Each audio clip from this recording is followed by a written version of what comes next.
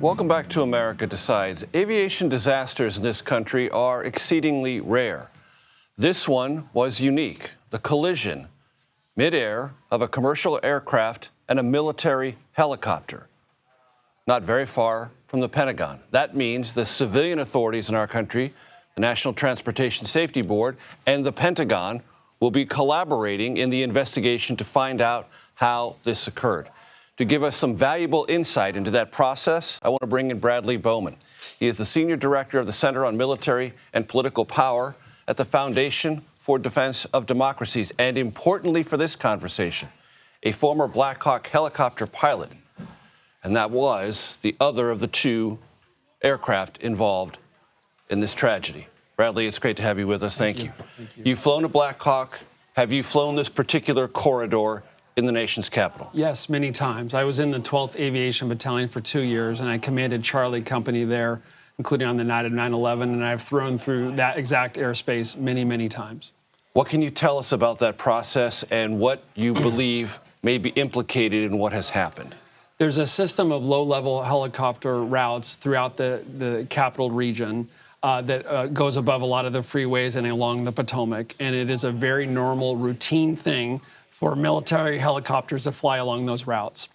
As you're flying past Reagan National Airport, you go down to around 200 feet to deconflict that helicopter passage with the aircraft flying in and out of Reagan. It's a system that's been in place for decades, and throughout that time period, it's ensured the safe deconfliction of those helicopters and aircraft flying in and out of Reagan. But last night, that system failed, and I think it's really important to understand why, so something horrible like this never happens again. That hard deck terminology, 200 feet, how important is that in the safety of this entire complex system of movement of aircraft and helicopter? Throughout the entire system, there's a prescribed route and a prescribed altitude you're supposed to be at. And that altitude becomes particularly important right there at Reagan National Airport, because as you're flying, you literally have aircraft coming in and out, and you have to stay at that altitude. It's not really a hard deck. It's a don't fly above that as the helicopter, so that you have what we call in aviation deconfliction, just the spacing horizontally and vertically to make sure there's not a midair collision. And for some reason, that failed last night. Tammy Duckworth, Senator from Illinois, told our Nicole Killian that based on an FAA briefing, air traffic control spoke with the helicopter crew, to her knowledge, twice, and the helicopter crew acknowledged instructions about where to be twice. Does that tell you anything important? That sounds like the routine protocol. When I would be flying north to south on the Potomac, you'd check in as the helicopter pilot with the tower at Reagan, and you would not proceed past Key Bridge, for those who know, unless you had clearance to do so, or you wouldn't go past Wilson Bridge in the south without clearance to do so. And there is recording, and it is a limited insight into the air traffic control communication with the helicopter, but it does have an ask and answer process in which the control tower asks, do you see the regional jet? Yeah. And there is an affirmation or a confirmation, yes. Yes. And yet this catastrophe occurred. Yes.